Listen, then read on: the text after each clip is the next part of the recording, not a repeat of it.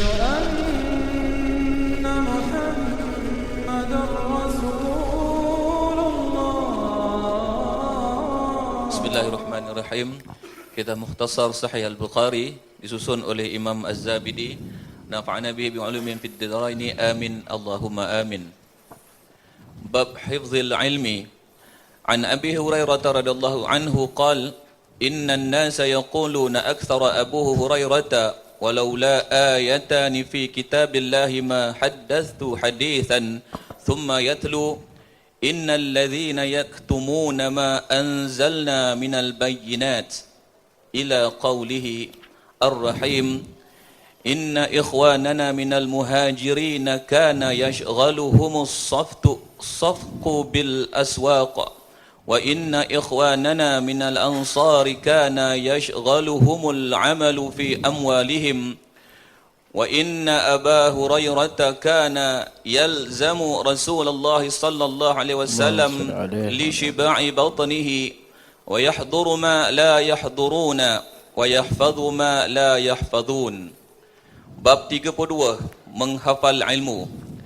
Diriwayatkan dari Abu Hurairah radhiyallahu anhu, orang-orang berkata bahawa Abu Hurairah telah meriwayatkan, yakni terlalu banyak hadis. Bukankah di dalam Al-Quran terdapat dua ayat berikut? Sungguh mereka yang menyembunyikan apa yang telah kami turunkan berupa keterangan-keterangan dan petunjuk-petunjuk sesudah kami terangkan kepada mereka dalam Alkitab, mereka yakni nescaya dilaknat Allah dan yakni nescaya dilaknat orang-orang yang menjatuhkan laknat, kecuali mereka yang bertobat, memperbaiki diri dan membuktikannya. Mereka lah yang kuterima tobatnya dan aku maha penerima tobat, maha penyayang. Surah Al-Baqarah ayat 2, 159 dan 160. Sesungguhnya saudara-saudara kami dari kaum muhajirin, yakni orang-orang yang berhijrah, sibuk dengan usaha perniagaan mereka di pasar-pasar, dan saudara kami dari kaum ansar sibuk mengelola tanah biliknya. Tetapi Abu Hurairah selalu menyertai Rasulullah SAW untuk mengenyangkan perutnya dan menghadiri yang tidak mereka hadiri dan mengingat apa yang tidak mereka ingat. Terus. Wa anhu radhiyallahu anhu qala qultu ya Rasulullah inni asma'u minka hadithan kathiran ansahu qala absut rida'aka fabasatuhu qala fagharafa biyadayhi thumma qala ضمه فضممته فما نسيت شيئا بعده. Diriwayatkan dari Abu Hurairah radhiyallahu anhu, aku pernah berkata kepada Rasulullah sallallahu alaihi wasallam, aku mendengar banyak hadis dari anda ya Rasulullah, tetapi aku lupa. Rasulullah sallallahu alaihi wasallam bersabda, hamparkan ridakmu. Aku melakukannya, yakni apa yang diperintahkan Nabi sallallahu alaihi wasallam. Dan kemudian Nabi SAW menggerakkan kedua tangannya seakan-akan mengisi sesuatu, lalu berkata, Allah dan ambil dan selendangkan ini, yakni pada tubuhmu. Aku lakukan perintahnya dan setelah itu aku tidak pernah lupa lagi. Wa anhu radhiyallahu anhu qala hafiztu min Rasulillah sallallahu alaihi wasallam wi'ain فأما أحدهما فبثثته وأما الآخر فلو بثثته قطع هذا البلعوم. Diriwayatkan dari Abu Hurairah, aku telah mengingat dua macam ilmu dari Rasulullah sallallahu alaihi wasallam. Satu di antaranya telah kuberitahukan kepadamu, dan jika yang satunya lagi kuberitahukan kepadamu, aku akan dibunuh. Alhamdulillah Rabbil Alamin. Wassalatu wassalamu ala sayyidil mursalin sayyidina Muhammadin wa ala alihi wa sahbihi ajma'in, amma ba'du. نوينا تعلم وتعليم وتذكر وتذكير ونفع والانتفاع والإفادة والاستفادة والحث على التمسك بكتاب الله وسنة رسوله صلى الله عليه وسلم ودعاء إلى الهدى ودلالة على الخير ابتغاء وجه الله ومرضاته وقربه وثوابه سبحانه وتعالى. آمين اللهم آمين. Assalamualaikum warahmatullahi wabarakatuh. Qala radhiyallahu anhu nafa'ana Allah bi ulumihi fi darin amin ila an qala bab hifdzil ilmi. Di dalam kitab Mukhtasar Sahihul Bukhari yang telah pun dihimpunkan oleh Al-Imam Abu Abbas Az-Zabidi, Al-Imam Bukhari meletakkan hadis-hadis yang telah dikumpulkan di dalam sahihnya, yang hari ini kita sampai kepada bab hifzul ilmi, yang ia adalah merupakan di dalam tajuk besar Kitabul Ilmi, iaitu tentang perbahasan tentang ilmu. Dan di sana di bawahnya diceritakan tentang fadilat ilmu, orang yang berilmu, orang yang menuntut ilmu. Diceritakan juga tentang wasilah untuk mendapatkan ilmu, kaifiyah, caranya, dan cara menyampaikan ilmu. Juga termasuk daripada galakan dan juga ancaman kepada orang-orang yang berilmu, yang pada hari ini kita sampai kepada bab yang menyebut mengenai hifzul ilmi, iaitu menghafal ilmu, yang ia adalah merupakan salah satu daripada wasilah atau cara seseorang itu mendapatkan ilmu dan memelihara ilmu. Sebelum ini telah pun didahulukan dengan kitabatul ilmi, menulis. Itu salah satu wasilah cara memelihara kepada ilmu. Yang pada hari ini sampai kepada menghafal kepada ilmu. Dan menghafal kepada ilmu ini adalah merupakan suatu perkara yang sangat utama disebutkan. Bahkan di dalam satu maqal dikatakan al-ilmu fis sudur la fis sutur. Ilmu itu adalah di dalam dada, bukan di atas tulisan ataupun di dalam buku kitab semata-mata. Yang dimaksudkan di sana ada beberapa fahaman. Maksudnya selain daripada dihafal, begitu juga dia masukkan ilmu itu diamal, dibawa bersama dan diamalkan. Yang itu dimaksudkan. Hakadha.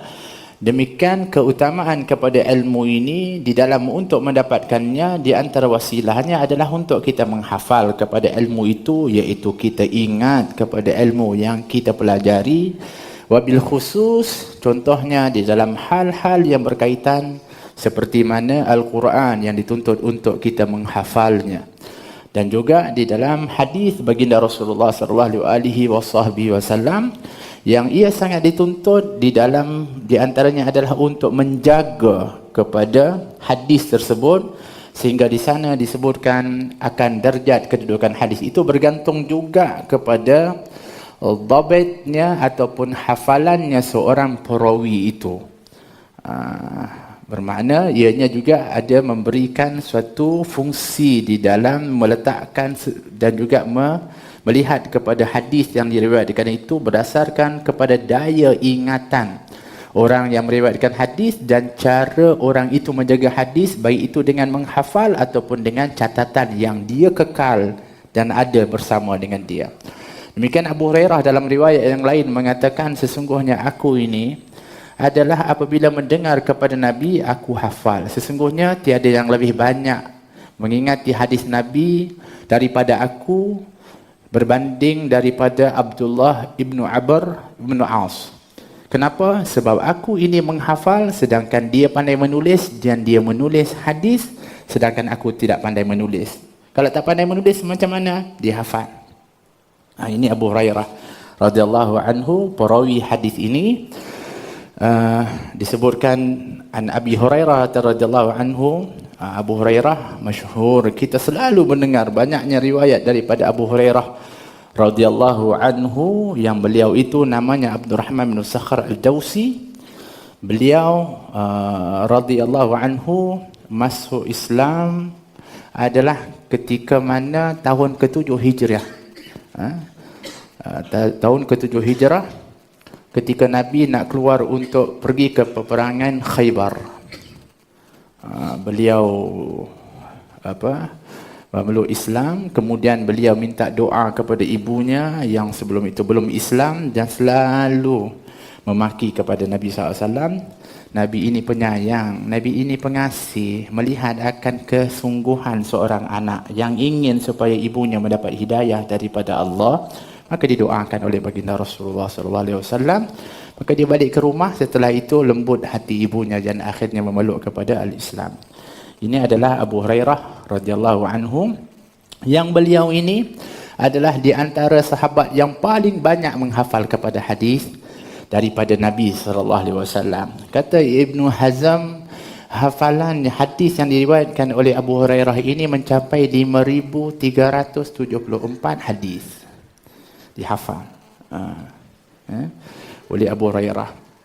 Sebab itu di dalam riwayat ini disebutkan sendiri oleh Abu Hurairah, kerana adanya di sana pertikaian ataupun orang yang mempersoalkan. Dalam 3 tahun terakhir baginda Rasulullah, baru Abu Hurairah masuk kepada Islam. Tiba-tiba dia menjadi salah seorang sahabat yang paling banyak meriwayatkan hadis daripada Nabi. Sedangkan yang awal masuk ke dalam Islam seperti Sayyidina Abu Bakar Siddiq radhiyallahu anhu, Sayyidina Umar Al-Khattab, begitu juga dengan Sayyidina Uthman bin Affan, begitu juga Ali karamallahu wajhah, tak pun sebanyak mana yang telah diriwayatkan oleh Abu Hurairah. Begitu juga kalau tidak pun dari Ashabul Ansar yang setelah berhijrahnya Nabi lebih lama masuk Islam berbanding daripada Abu Hurairah radhiyallahu anhu. Demikian Abu Hurairah dah ada ketika itu dengar desah-desus yang menyebut tentang akan pertikaian, persoalan yang ditimbulkan tentang banyaknya riwayat daripada Abu Hurairah. Maka Abu Hurairah dalam riwayat ini mengatakan, innan nasa yaquluna aktsara Abu Hurairah. Sesungguhnya manusia itu dah cakap-cakap dah sebut-sebut dah. Abu Hurairah tu banyak pula hafal dia, sedangkan dia tak lama pun dengan Nabi. Pada zaman itu, zaman terbaik pun rupa-rupanya ada orang-orang yang sudah mempersoal-soalkan. Apalagi pada zaman kita ini.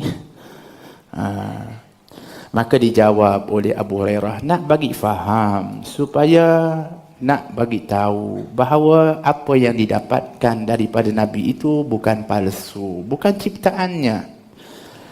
Akan tetapi kenapa agaknya orang-orang muhajirin yang Islam awal tak sebanyak dia, begitu juga orang Ansar yang lebih awal Islamnya tidak sebanyak periwayatan daripada Abu Hurairah. Maka dia sebutkan, walaula ayatani fil kitabillahi ma haddastu hadisan. Abu Hurairah dah tahu dah sebenarnya sifatnya para sahabat, apalagi ianya ditarbiyah oleh Nabi SAW. Sudah tentulah tarbiyahnya Nabi itu bukan hanya ilmu, bukan hanya cara ibadah. Tarbiyah Nabi itu termasuk tazkiyatun nafas, penyucian jiwa dan akhlak yang mulia. Maka di antara sifat yang lahir banyak dari para sahabat adalah sifat tawadhu'. Sifat yang disebutkan tidak merasa dirinya hebat. Sifat yang mana para sahabat sentiasa zuhud. Demikian juga Abu Hurairah radhiyallahu anhu, beliau juga adalah orang yang sangat tawadhu. Akan tetapi kenapa beliau sampaikan juga, sedangkan beliau sebenarnya kalau mengikut kepada mafhum apa yang disampaikan, kalau bukan kerana 2 ayat firman Allah Subhanahu wa taala dalam Al-Quran, sudah tentu aku pun tidak akan menyebut tentang hadis Nabi sallallahu alaihi wasallam yang aku dengar daripada Nabi.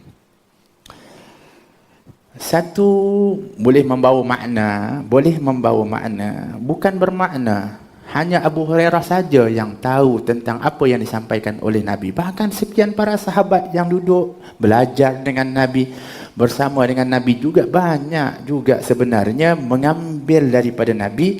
Cuma mereka ini mungkin tidaklah seperti Sayyidina Abu Hurairah yang dilihat oleh para sahabat atau tabi'in yang mempunyai hafalan yang begitu tinggi berkat doa Nabi. Maka ramai di antara mereka yang mengambil daripada Abu Hurairah radhiyallahu anhu. Berbanding para sahabat yang lain dapat daripada Nabi langsung dipraktikkan, diamalkan. Maka di sana ada yang disebutkan daripada hadis yang mauquf sampai kepada sahabat je. Sahabat buat begini, tak sampai pun kepada Nabi. Ada sahabat dia tak riwayat, dia buat je. Satu, itu di antara mafhum daripada perkataan Abu Hurairah. Bermakna, dan juga mungkin ada para sahabat yang dia tak kita panggil apa, pergi meriwayatkan seperti mana seorang guru yang mengajar, tak. Mungkin kepada keluarganya, mungkin kepada orang-orang tertentu yang ianya tidaklah lebih kepada suatu kita panggil diajari, duduk, mengambil, dihafal oleh orang lain. Konsepnya disebutkan seperti dalam riwayat-riwayat yang lain disebutkan, Abu Hurairah radhiyallahu anhu ini mempunyai 800 orang murid yang setia mengambil hadis Nabi sallallahu alaihi wasallam daripada mulutnya, yang ketika mana dia bacakan maka akan dihafal. Ditanya, hafal tak betul-betul ni? Kata Abu Hurairah, dah diulang, dah hafal dah, baru ditambah dengan hadis yang lain. Bermakna ada memang di antara para sahabat dan para tabi'in yang mengambil langsung daripada Sayyidina Abu Hurairah. Jadi ada riwayat, ada jalan periwayatan daripada Abu Hurairah berbanding dari sahabat yang lain. Bahkan yang namanya Abdullah bin Amr tadi, Abdullah bin Amr bin As radhiyallahu anhuma ini, walaupun beliau juga adalah orang yang menghafal dan menulis kepada hadis, tapi tak sebanyak Abu Hurairah. Kenapa? Disebutkan kerana beliau ini banyak keluar, banyak bahkan berhijrah sampai ke Mesir. Di antaranya juga beliau setelah itu banyak juga membaca kepada kitab-kitab ahli kitab. Jadi mungkin ada kebimbangan orang-orang yang nak mengambil riwayat daripada Abdullah bin Amr bin As, kalau nanti dianya bercampur dengan periwayatan yang diambil daripada ahlul kitab. Itu saja. Jadi bukan bermakna, Abu Hurairah kata, bukan bermakna aku orang yang hebat saja, orang lain sahabat semuanya hebat-hebat. Cuma aku ada jalan periwayatan diambil oleh sahabat atau tabi'in. Cuma dia kata, kenapa dia tidaklah nak tunjuk, kata Abu Hurairah ini tawaduk. Tawaduk itu bukan bermakna menyembunyikan ilmu. Sebab ada ancaman bagi orang-orang yang menyembunyikan kepada ilmu. Seperti mana firman Allah Subhanahu wa taala, innal ladzina yaktumuna ma anzalna minal bayyinati wal huda min ba'di ma bayyanahu minal kitabi atau linnasi fil kitabi ulaika yal'anahumullah wa yal'anahumul la'inun. Sesungguhnya mereka yang menyembunyikan apa yang telah kami turunkan, walaupun ayat ini yang ianya memberitahu tentang apa yang dilakukan oleh ahlul kitab, yang mereka menyembunyikan kebenaran. Apa kebenarannya? Kebenaran wahyu Allah dan kebenaran akan ayat itu tentang baginda Rasulullah, yang sebenarnya mereka tahu betul yang namanya Nabi Muhammad itu adalah Rasul yang terakhir. Tapi mereka menyembunyikan apa-apa yang telah pun diturunkan dan penerangan yang telah diturunkan oleh Allah Subhanahu wa taala di dalam kitab-kitab mereka itu. Maka oleh kerana itu mereka menyembunyikan daripada orang lain. Maka oleh kerana itu ulaika yal'anuhumullah, mereka itu dilaknat oleh Allah Subhanahu wa taala, wa yal'anuhumul la'inun, mereka itu dilaknat oleh orang ataupun oleh orang-orang yang melaknat. Hakata. Dia oleh mana sekian makhluk. Illa alladhina tabu wa aslahu wa bayyanu, kecuali orang-orang yang bertaubat, yang beramal saleh, kemudian apa? Wa bayyanu, menerangkan, menyampaikan. Yang ini dimaafkan. Fa ulaika atubu alaihim wa ana tawwabur rahim, kata Allah, yang itu aku terima taubatnya, ampunkan, dan aku, kata Allah Subhanahu wa taala, adalah yang maha menerima taubat dan maha pengasih. Dua ayat inilah yang menyebabkan Abu Hurairah menyampaikan semua apa saja yang dia dengar daripada baginda Rasulullah sallallahu alaihi wasallam, yang dengan sebab itu dia ini dipersoalkan akan kita panggil apa, hadis yang disampaikan kerana melihat kepada jangka waktu yang begitu singkat. Bahkan disebutkan dalam kitab tarikh Di zamannya Sayyidina Umar Khattab, beliau pernah dilarang untuk menyampaikan hadis. Sebab dibimbangi ada kata-kata yang mengatakan Abu Hurairah mereka-reka hadis. Tapi oleh kerana ada satu riwayat yang diriwayatkan oleh Abu Hurairah radhiyallahu anhu, dan mungkin kita sudah pun dibahaskan tentang hadis itu, iaitu hadis ancaman kepada orang-orang yang berdusta atas nama baginda Rasulullah. Man kadzdzaba alayya muta'ammidan falyatabawwa maq'adahu minan nar. Maka kerana ada hadis itu diriwayatkan oleh Abu Hurairah, maka Sayyidina Abu Hurairah kembali balik membenarkan kepada Sayyidina Abu Hurairah untuk nak menyampaikan hadis daripada Nabi sallallahu alaihi wasallam. Maknanya ada kesan rupa-rupanya. Dengan hanya satu tohmahan, tuduhan, sebenarnya memberi kesan. Hari ini kita pun kadang-kadang begitu. Ada tuduhan, ada orang mewaswaskan kita, terkesan dalam hati kita. Kita tak tanya kepada orang yang alim, kita tak rujuk kepada kebenaran. Kadang-kadang kita pun percaya dan kita pun tuduh sama. Maka kita ini termasuk orang-orang yang disebut bersubahat di dalam mungkin fitnah atau tuduhan yang tak baik. Kalau baik sekalipun namanya adalah ghibah, iaitu mengumpat. Tak ada jalan yang baik pun. Dan hati-hati di dalam menerima dan menyampaikan sesuatu berita. Tapi Abu Hurairah nak bagi tahu lebih wadih, lebih jelas.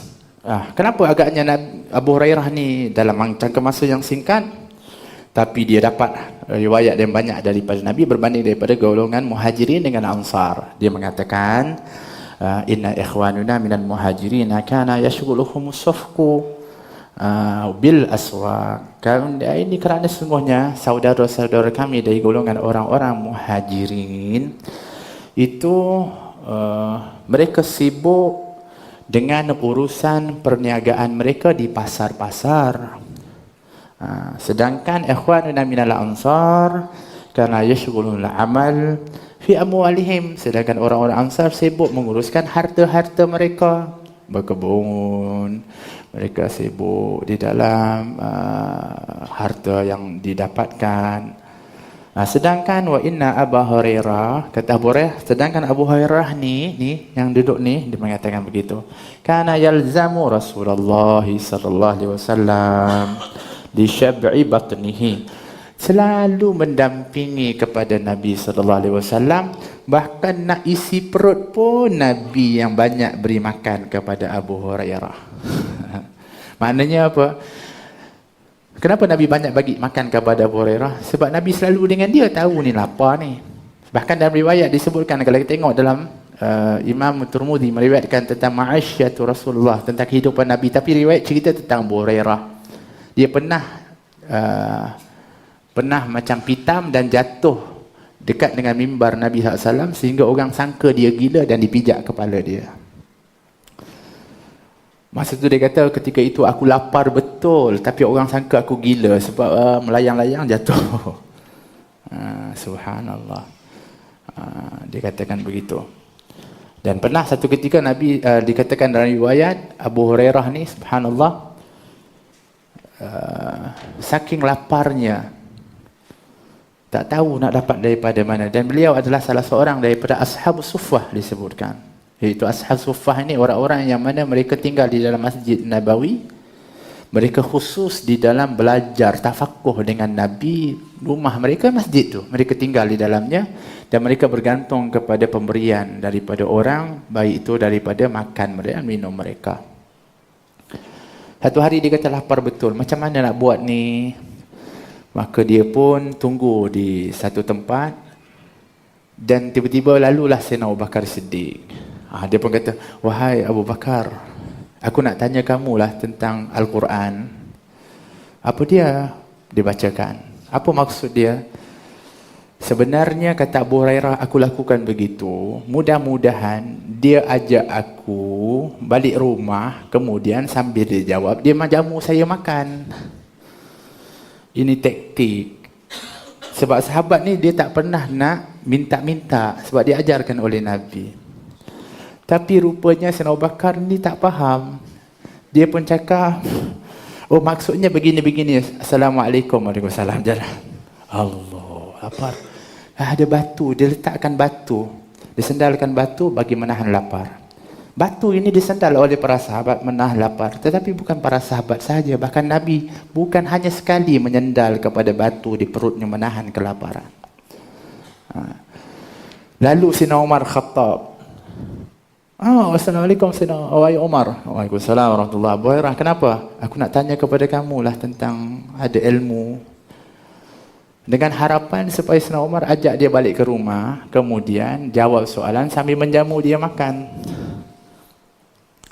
Pun tak faham juga. Akhirnya jawab di situ juga. Assalamualaikum warahmatullahi wabarakatuh. Jalan balik. Allah. Yang ketiga melintas adalah baginda Rasulullah sallallahu alaihi wasallam. Rasulullah tahu, melihat wajah kepada Abu Hurairah. Ini orang lapar ni. Assalamualaikum warahmatullahi wabarakatuh. Saya senyum kepada Abu Hurairah. Jom Abu Hurairah ikut aku balik ke rumah. Oh, alhamdulillah. Sampai ke rumah baginda Rasulullah, dijemput oleh Nabi masuk. Terlihat di atas meja itu ada satu bekas yang berisi susu. Nabi tak langsung minum atau minta kepada Abu Bakar Hirum. Ditanya dulu kepada isterinya, ni yang ada susu di depan itu siapa punya? Maka dijawab, tadi ada orang datang menghadiahkan kepada kamu sebekas daripada susu. Ini juga adalah merupakan warak, hati-hati. Walaupun mungkin berada dalam rumah, tapi mungkin bukan milik. Kena tanya dulu. Maka sudah pasti itu adalah hadiah yang diberikan untuk Nabi. Maka Abu Hurairah pun rasa, alhamdulillah. Ini bekas susu, tak banyak. Tapi kalau untuk aku dan Nabi, itu cukup memadai. Maka Nabi mengatakan, wahai Abu Hurairah, panggilkan kepada ashabus suffah yang lain. Allah, susu nak panggil ashabus suffah. Yang ketika itu disebutkan lebih kurang 70 yang berada dalam masjid baginda Rasulullah. Habislah kali ini, dapat bahagian yang macam mana? Dipanggil oleh Abu Hurairah menurut perintah kepada baginda Rasulullah. Maka dipanggil. Maka 70 datang di depan rumah baginda Rasulullah. Nabi mengatakan, masuk 10-10. Rumah Nabi kecil, bukan sebesar mana rumah kita yang ada. Tak muat kalau masuk seluruhnya. Alangkah zuhudnya baginda Rasulullah dalam kehidupannya yang cukup sederhana. Sehingga 10-10 masuk, maka diberikan minum. Abu Hurairah dah rasa, kita panggil apa, dah lapar, tiba-tiba tengok orang minum, rasa macam mana? Habislah kan. Satu orang minum pun belum tentu lagi tak habis. Maka ketika mana seorang minum, dia minum, ketika dia beri kembali setelah kenyang, dia lihat masih penuh lagi susu yang berada dalam bekas tersebut. Maka disuruh oleh Nabi keluar dan satunya minum, yang kedua minum, masih sama kekal, yang ketiga, yang keempat, sehingga keyakinan Abu Hurairah yang mungkin sedikit ada keraguan, bukan ragu kepada Nabi, tidaklah disebutkan tergugat iman. Akan tetapi beginikianlah Nabi membina keyakinan supaya melihat kepada Nabi itu bukan dengan pandangan biasa, tetapi dengan pandangan luar biasa. Didikan secara tidak langsung oleh baginda Rasulullah bagi mengukuhkan keimanan dan cinta serta menghormati, memuliakan kepada baginda Rasulullah SAW. Maka setelah selesai 10 itu masih kekal, maka sudah mantaplah keyakinan. Maka yang kedua, yang 10 lagi datang, so 10 masuk, tak ada masa tadi, masuk slow. Ini yakin dah, 20 dah, masih lagi 30, 40, 70 dah, semua masih kekal, subhanallah. Sampailah tinggal kepada Nabi dan Abu Hurairah. Letak dekat situ. Maka Nabi mengatakan, wahai Rabbah, minumlah. Dia mengatakan, engkau ya Rasulullah. Dia mengatakan, tidak. Sagigaum akhiruhum syurba. Orang yang beri minum itu kena terakhir minum. Pemimpin itu kena yang terakhir yang dapat, yang diberikan dulu kepada rakyat, kepada orang yang diuruskan dulu. Ini Nabi kita Muhammad sallallahu alaihi wasallam.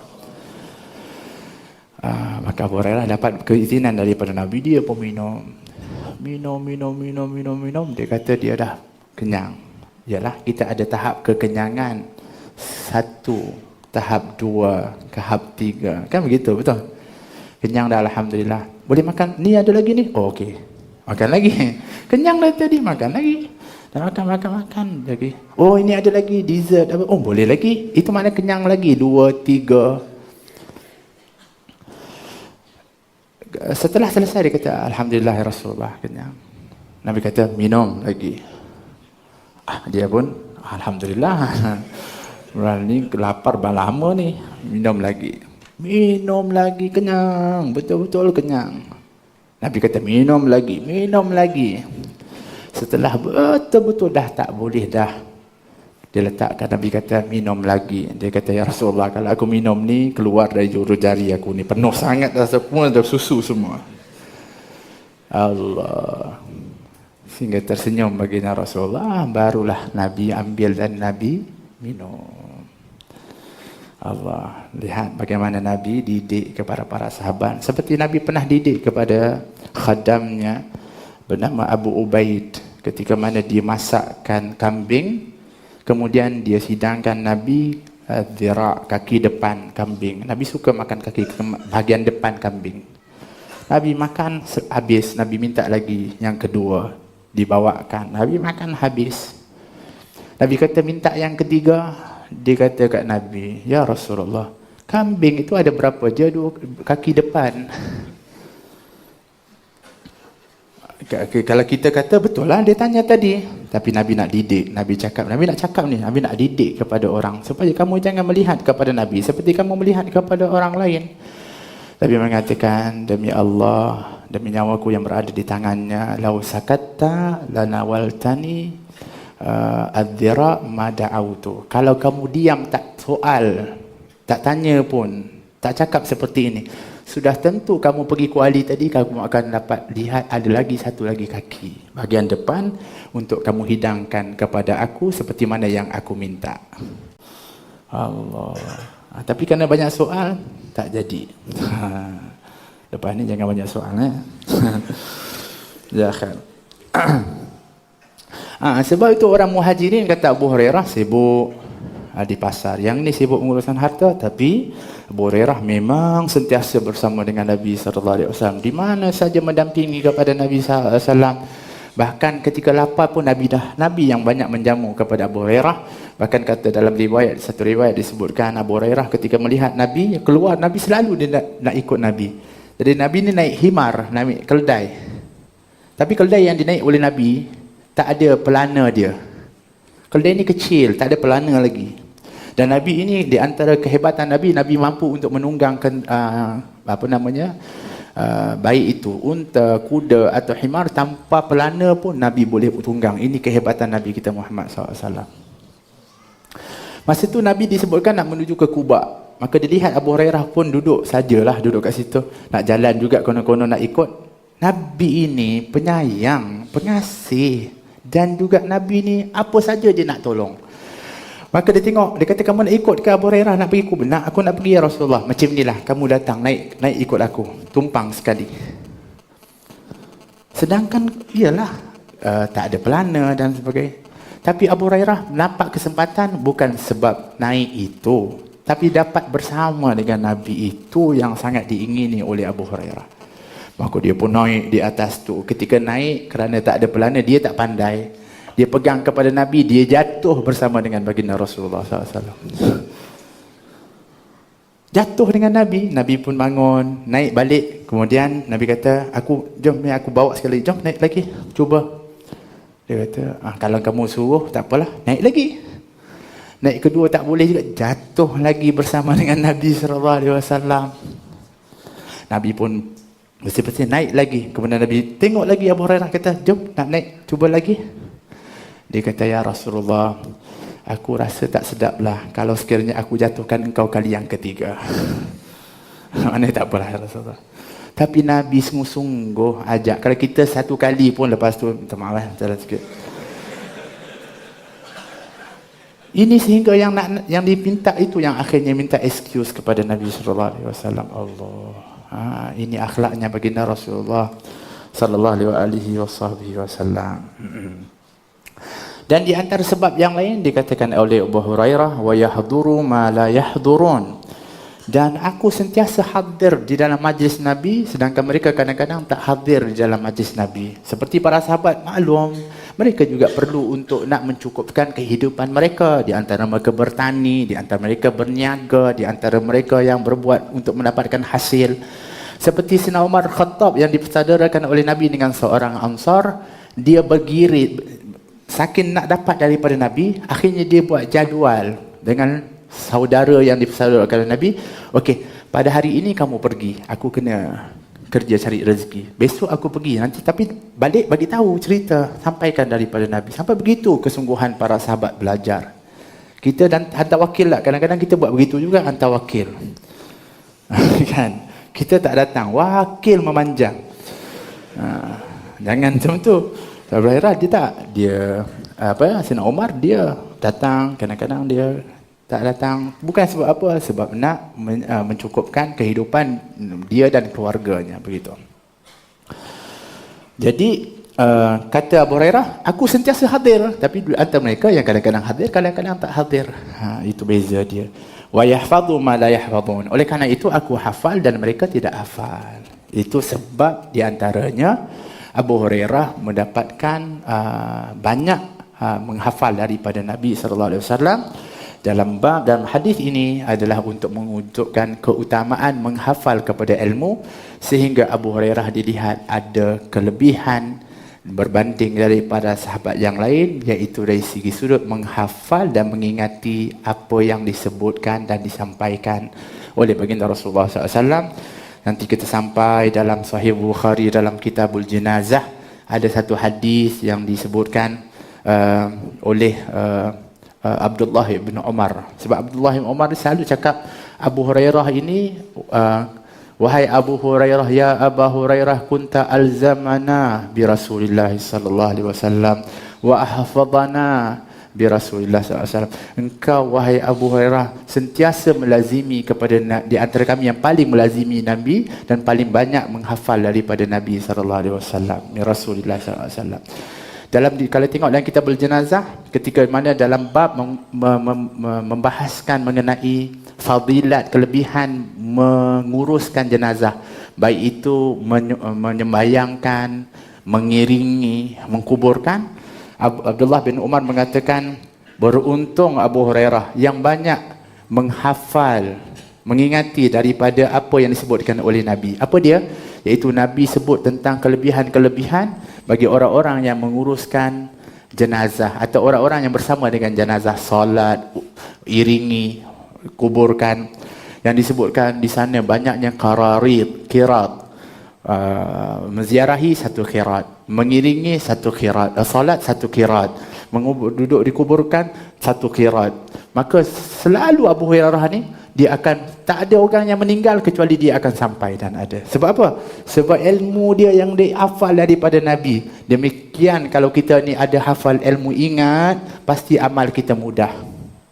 Sebab ilmu itu membawa keyakinan. Banyak ganjaran. Yakin kita ganjaran besar, pasti kita berebut untuk melakukannya. Tapi kerana ilmu kita ni kadang-kadang suam-suam kuku. Nak pergi ke tak nak? Dia ke fadilat besar sangat. Akhirnya kita tak buat. Tapi Abu Hurairah untung, kata Abdullah bin Umar, sebab dia hafal banyak daripada ganjaran yang besar dijanjikan oleh Nabi, maka taklah dia melihat kepada sesuatu perkara yang telah diriwayatkan kecuali dia akan pergi. Dan ini dibenarkan oleh Sayyidina Aisyah radhiyallahu anha, mengatakan bahawa menghadiri solat jenazah dan mengiringinya itu akan mendapatkan 2 qiraat. Besarnya ganjaran di dalam solat dan mengiringi kepada jenazah. Jadi itu salah satu sebab kenapa keutamaan menghafal, sehingga kedudukan Abu Hurairah, walaupun dia Islam di penghujung daripada hayatnya Nabi SAW, tapi beliau mendapatkan keutamaan yang cukup besar. Sedangkan hadis yang kedua ini juga adalah sebab-sebab kenapa Abu Hurairah banyak meriwayatkan hadis dari Nabi dan ingat hadis Nabi. Iaitu beliau sendiri meriwayatkan, mengatakan, qultu ya Rasulullah, satu hari dia pergi dengan Rasulullah. Naam, dia belajar dengan Nabi. Sebab tu ada ulama mengatakan, kenapa kata Abu Hurairah dalam satu riwayat, ini Abdullah bin Amr bin As lebih banyak mengingati hadis daripada aku. Sedangkan kalau ikutkan jumlah periwayatan hadis yang diriwayatkan Abu Hurairah, lebih banyak daripada Abdullah bin Amr bin As. Maka para ulama ketika mana membahaskan itu mengatakan mungkin ihtimalnya dia berkata demikian sebelum dia didoakan oleh Nabi. Bermakna masa tu Abdullah bin Amr bin As dah catat banyak dah, dia hafal sekejap sekarang lupa. Maka dia mengadu kepada Nabi, qultu ya Rasulullah inni asma'u minka hadithan kathiran ansa. Aku ni banyak dengar daripada hadis kamu, apa yang kamu sampaikan, tapi aku juga banyak lupa. Maka Nabi SAW mengatakan, ubusud rida'ak, bentangkan kamu punya rida. Rida ini, wa imam memang rida seperti ini atau rida yang digunakan untuk berpakaian. Sebab di antara salah satu cara berpakaian di zaman dahulu, bahkan juga pakaian baginda Rasulullah adalah dengan burdah yang diselimuti di bawah dan juga diselimuti di atas seperti mana ihram. Itu juga pakaian yang pernah dipakai oleh Nabi dan juga para sahabat. Maka bentangkan, maka dibuka, dibentangkan. Fabasattuhu, aku bentangkan. Qala fagharafa bayadayh, maka Nabi pun seolah-olah mengisyaratkan seperti menuangkan, ambil macam cedok. Masukkan, letakkan di dalam bentangan daripada burdahnya itu, kainnya. Seolah-olah mengisi sesuatu, tapi tak nampak apa-apa. Ialah isyarat. Maka semaqala dhammuhu, kata Nabi, dhammahu, mak itu ambil dan lilitkan di badanmu. Maka fadhamamtuhu, aku pun pakaikan, lilitkan. Fama nasitu syai'an ba'dahu, setelah itu aku tak pernah lupa apa saja yang aku dengar daripada Nabi sallallahu alaihi wasallam.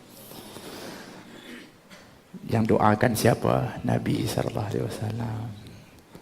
Kalau orang yang menafikan akan kedudukan Sayyidina Abu Hurairah, menafikan akan mukjizat dan kelebihan Nabi kita Muhammad SAW, berhati-hati. Ya. Jadi dengan berkat tadi ini, doa dan juga cara Nabi tadi, Abu Hurairah kuat hafazannya dan tak lupa apa yang didengar daripada Nabi Muhammad sallallahu alaihi wasallam. Jadi ketika itu disebutkan fagharafa, Nabi macam buat isyarat. Bermakna boleh juga kita ambil dalam riwayat ini, Nabi guna isyarat. Sebenarnya tak payah isyarat pun tak apa kan, terus doa aja. Tapi kenapa? Bermakna sebenarnya isyarat itu sebagai satu lambang usaha dan kesungguhan. Seperti juga orang berdoa, kadang-kadang wadafi al-bala, tak boleh, mana ada ni. Sebagai satu simbol, pengertian kita faham, minta kepada Allah. Demikian ketika tolak balak, tolak, kita isyaratkan begitu. Apa ni mengarut ni. Tak apalah, kita isyaratkan sebab kita minta, ya Allah, isyarat seperti aku nak jauh daripada itu. Tak salah. Nabi pun isyaratkan seperti itu. Ya, tapi bukan bermakna kita ni lebih kabul daripada Nabi. Tidak, jelas Nabi yang paling benar. Cuma kita ini cuma mengisyaratkan saja, sama ada dikabulkan atau tidak itu adalah terpulang kepada Allah Subhanahu wa taala. Jadi sebab yang kedua, kenapa Abu Hurairah ni hebat di dalam hafalannya? Sebab ia sendiri telah pun dikurniakan suatu kelebihan oleh Nabi, dengan Nabi sendiri telah mengisyaratkan suatu isyarat bahawa dia akan dapat mengumpulkan sebanyak mungkin apa yang dia dengar daripada Nabi Muhammad SAW. Di dalam Mustadrak Imam Hakim diriwayatkan oleh Zaid bin Thabit. Kata Zaid bin Thabit dalam riwayat itu mengatakan, satu hari aku bersama Abu Hurairah radhiyallahu anhu dan seorang sahabat yang lain berada bersama dengan Nabi SAW. Maka ketika itu mereka dapat rezeki yang cukup hebat. Tahu tak rezekinya apa? Rezekinya Nabi mengatakan, mintalah, kata Nabi, berdoalah Allah. Inilah sebenarnya yang selalu ditunggu oleh para sahabat. Karena tak Nabi suruh minta dan doa, kecuali permintaan itu pasti akan dikabulkan oleh Allah. Seperti mana yang telah pun diterima oleh Ar-Rabi'ah Ibn Al-Aslami kan, Ar-Rabi'ah Al-Aslami. Ketika mana malam-malam dia bagi wuduk Nabi SAW, sampai sekian lama baru Nabi mengatakan, wahai Rabi'ah, agak-agak apa yang kamu inginkan, mintalah. Oh, ini tawaran istimewa. Kalau kita agak-agak nak minta apa? Rumah, kereta, harta. Tapi ini sahabat bijak. Ada mengatakan, ada yang mereka ambil minta masa sekejap, tunggu Rasulullah. Fikir dulu. Ada dia yang sehingga mengatakan, aku ingin untuk bersama denganmu, menemanimu di syurga ya Rasulullah. Itu Rabi'ah minta. Barulah Nabi mengatakan, yang lain tak nak. Dia kata tak, yang itu saja. Maka Nabi mengatakan, wa inni ala dzalika biskasrati sujud. Bantulah aku untuk kamu mencapai kepadanya dengan banyaknya kamu sujud, iaitu banyak menunaikan solat. Yang ini yang disebutkan dalam Mustadrak Imam Hakim ini, Sa'id bin Sabit mengatakan, Nabi kata, berdoalah kalian, aku akan aminkan. Wah, maka diangkat oleh Sa'id bin Sabit, doa. Lama ni, dah kesempatan.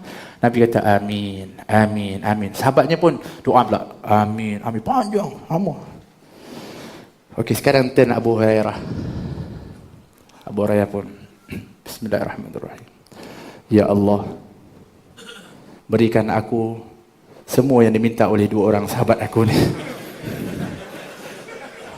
Pandainya dia, ya Allah. Dan ya Allah, janganlah kau lupakan apa saja yang aku dengar kebaikan daripada Nabi SAW. Yang ini rupa-rupanya yang dua orang ni lupa minta. Yang lain tu dia dapat semua. Yang tambah bonus satu lagi, Allah. Kadang-kadang kita pun doa pun nak minta banyak pun kita pun tak reti kan. Dah habis dah. Lagilah minta. Tak tahu nak minta apalah. Ya Allah, miskinnya kita ni. Sedangkan yang kita minta tu yang maha kaya macam-macam ada. Tapi kita kadang-kadang minta pun dah tak tahu, tak ada idea dah. Sebab tu Nabi ajarkan kita doa, Allahumma inni as'aluka mimma sa'alaka abduka wa nabiyyuka Muhammad sallallahu alaihi wasallam. Kan? Ya Allah, aku minta apa yang diminta oleh Nabi Muhammad. Kan Nabi ajar, bagi peluang kepada kita. Sebab kadang-kadang kita kering dia nak minta kepada Allah Subhanahu wa taala. Sebab apa? Sebab kita sejauh mana kita minta kepada Allah, sebenarnya sejauh mana kita kenal kepada Allah. Kalau kita dah kenal betul kepada Allah, macam-macam lah kita minta. Sebab kita tahu Allah kaya, Allah maha memberi, Allah macam-macam. Tapi kerana kita ni tak berapa kenal, kita minta tu konon-kononnya tak tahu, malu sikit, Allah, rugi. Abu Hurairah kata semua. Dan ya Allah, berikan aku ingatan, hafalan, ilmu yang aku dengar, dapatkan, dan jangan sampai aku lupa. Maka yang kedua-duanya dengar, diamin, amin, kata Nabi SAW. Kata, ya Rasulullah, kami juga nak doa seperti itu. Apa kata Nabi SAW? Sabakakakuma Ad-Dawsi atau Ibnu Dawsi telah didahulukan kepada kamu oleh dua orang, oleh budak Daus ini, iaitu dia bangsa Daus. Kamu dah terlambat dah, dia dah minta dulu, habis. Itu sebabnya di antaranya kalau mengikut riwayat tadi, itu pun sebab dia kuatnya hafazan dan dapat daripada Nabi sallallahu alaihi wasallam. Ini Abu Hurairah radhiyallahu anhu, yang digelar Abu Hurairah kerana dia suka kepada kucing. Sehingga dia ada kucing yang kadang-kadang anak kucing dibawa. Hurairah ini adalah daripada Hirrah. Hirrah ini adalah kucing. Hurairah daripada Sasghir, yang kecil, anak kucing. Dia letak, kadang-kadang dia bawa, kadang-kadang bersama dia, letakkan dalam baju dia, sehingga digelar oleh Nabi. Dia sebenarnya namanya Abdul Syams, ditukar namanya Abdul Rahman. Tapi oleh kerana dia jihad ketika itu bawa kucing, maka Nabi gelarkan dia Abu Hurairah. Maka nama gelaran Nabi itu paling dia cintai daripada nama asal dia. Sebab apa yang bagi nama siapa, gelaran siapa? Nabi SAW. Sehingga nama Abu Hurairah lebih dikenali daripada nama sebenar beliau. Radhiyallahu anhu. Ini Abu Hurairah. Baik.